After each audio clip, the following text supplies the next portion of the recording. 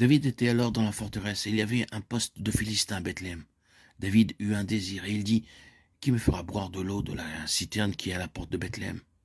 Alors les 3 hommes passèrent au travers du camp des Philistins, et puisèrent de l'eau de la citerne qui est à la porte de Bethléem. Ils l'apportèrent et le présentèrent à David, mais David ne voulut pas la boire. Et il la répandit devant l'Éternel. Il dit, « Que mon Dieu me garde de faire cela. Boirai-je le sang de ces hommes qui sont allés au péril de leur vie? Car c'est au péril de leur vie qu'ils l'ont apportée. » Et il ne voulut pas la boire. Voilà ce que firent ces 3 vaillants hommes. 1 Chroniques 11, 16, 19. Puis, l'ayant rejeté, leur suscita pour roi David, auquel il a rendu ce témoignage. J'ai trouvé David, fils d'Isaïe, homme selon mon cœur, qui accomplira toutes mes volontés. Acte 13, 22. Éternel, souviens-toi de David, de toutes ses peines. Il jura à l'Éternel, il fit ce vœu au puissant de Jacob. Je n'entrerai pas dans la tente où j'habite, je ne monterai pas sur le lit où je repose. Je ne donnerai ni sommeil à mes yeux, ni assoupissement à mes paupières, jusqu'à ce que j'aie trouvé un lieu pour l'Éternel, une demeure pour le puissant de Jacob. Psaume 132, 1, 5. Signalons ceci dans le cas de David.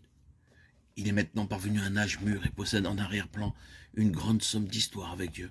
Il est assis au milieu des bénédictions et des grâces qui lui sont parvenues par la grâce de Dieu. Et tandis qu'il est assis, voici la direction et le genre de sa méditation.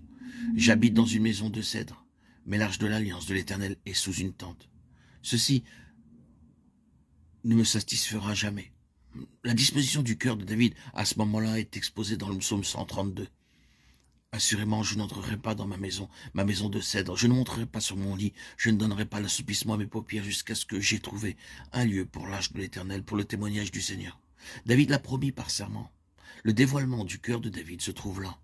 Et c'est là la clé de la vie de David, de l'introduction de David à la fin de sa vie. Vous trouvez que cela résume tout? Vous vous souvenez que son introduction fut en relation avec Goliath, et vous le trouvez là jaloux pour le nom de l'Éternel, jaloux pour les intérêts du Seigneur. Ce ne fut pas pour Israël en tant que tel qu'il sortit des rangs, c'était pour l'Éternel.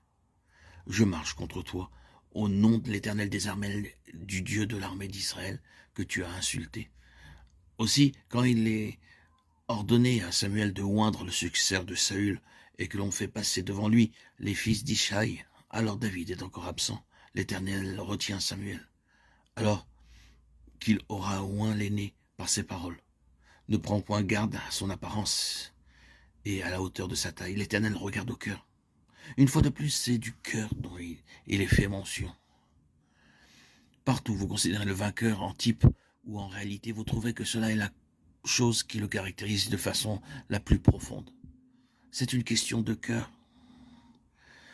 Il en est ainsi jusqu'à la fin. Nathan dit à David, « Fais tout ce que tu as dans le cœur. » Nathan était un brave homme et avait une grande place, une place d'honneur dans la vie de David. Nathan fut l'homme qui put reprendre un roi et dont la réprimande put être reçue sans mauvais sentiment et parce qu'il connaissait le cœur de David.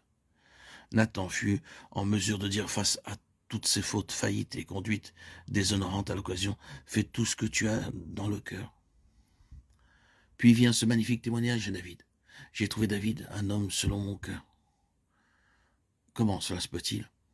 Regardez David et son péché à l'égard d'Ouri.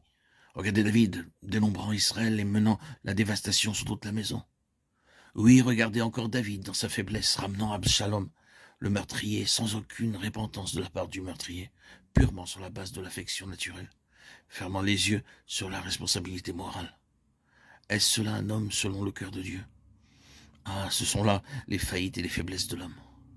Mais juste au cœur de cet homme-là se trouve quelque chose que Dieu considère, qui demeure tout au long de sa vie. Cet homme a une jalousie ardente, dévorante pour les intérêts de Dieu, afin de trouver un lieu pour le témoignage. Il est dévoré par le zèle de la maison de Dieu. C'est l'héritage de Dieu qui est cher au cœur de David. Il est donc l'homme selon le cœur de Dieu.